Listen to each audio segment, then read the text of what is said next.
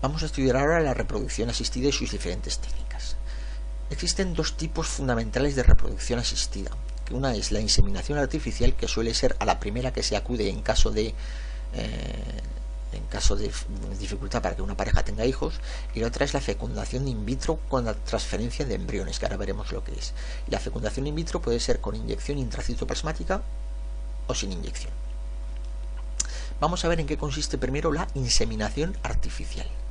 La inseminación artificial consiste sencillamente en ahorrarle trayecto a los espermatozoides, es decir, los espermatozoides del hombre se van a coger y en vez de dejarlos aquí en el cuello del útero, que sería el lugar donde se quedan en las relaciones sexuales normales, lo que se hace es introducirlos al interior del útero, intentando dejarlo lo más cerca posible de las trompas de falopio, con el fin de que ya buena parte del recorrido que tendrían que hacer los espermatozoides ya haya sido realizado mediante esta cánula.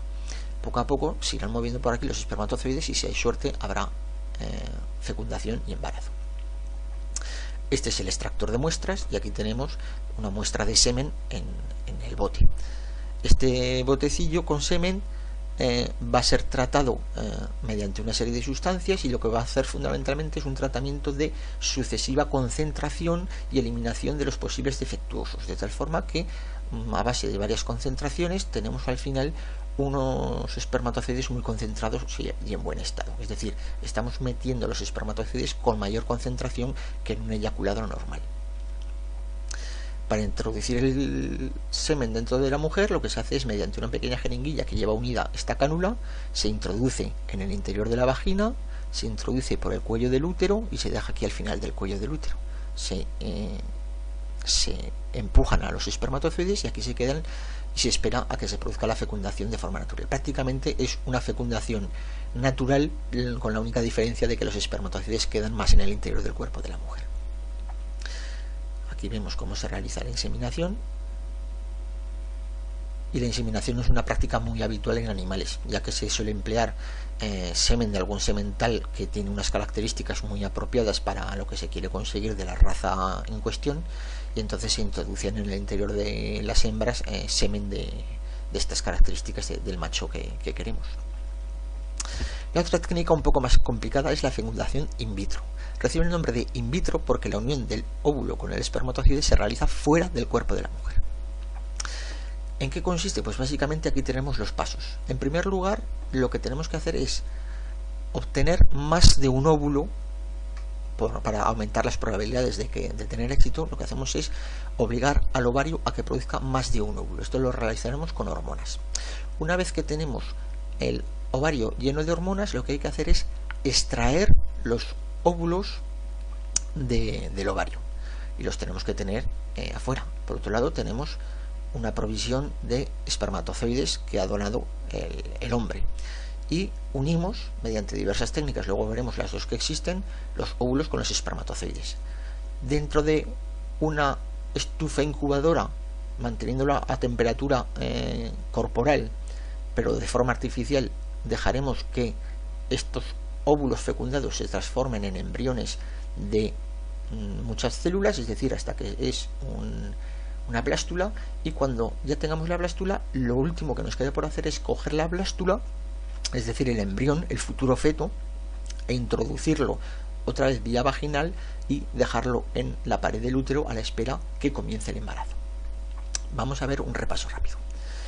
La mujer lo primero que tiene que hacer es extraerse óvulos, para lo cual se estimula mediante inyecciones de hormonas al ovario para que produzcan más óvulos de lo normal. Generalmente producen uno, pues hay que producir varios.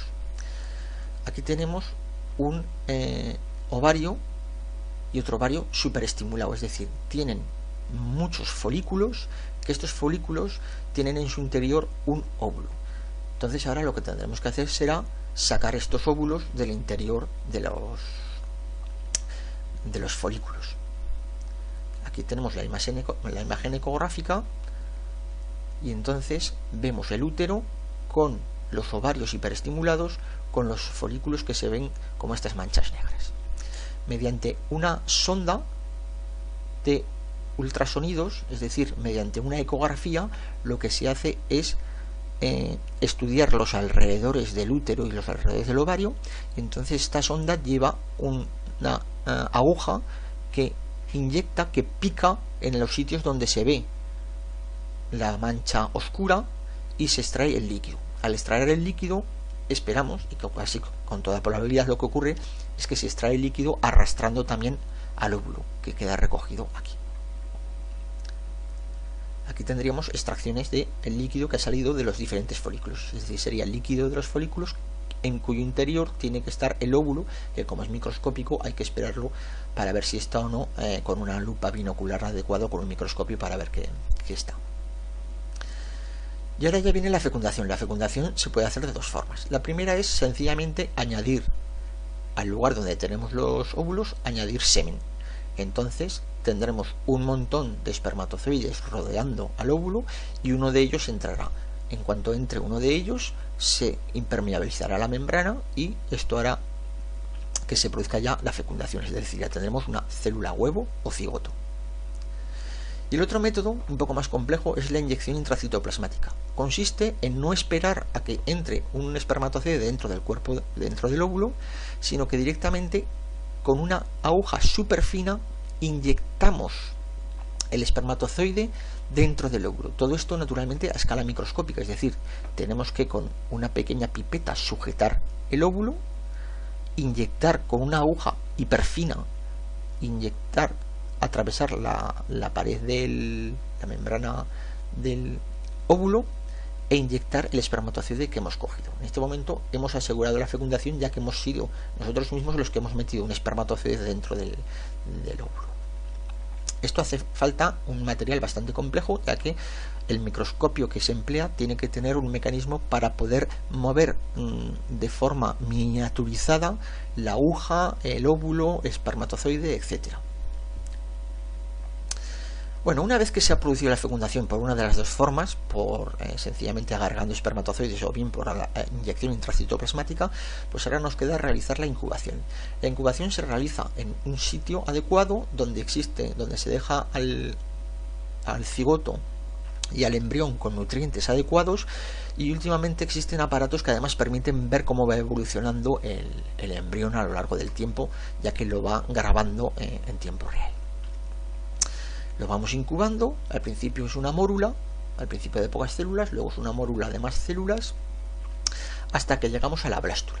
Cuando llegamos a la blástula ha llegado el momento de introducirla en el cuerpo de la mujer, es decir, dentro de la pared del útero.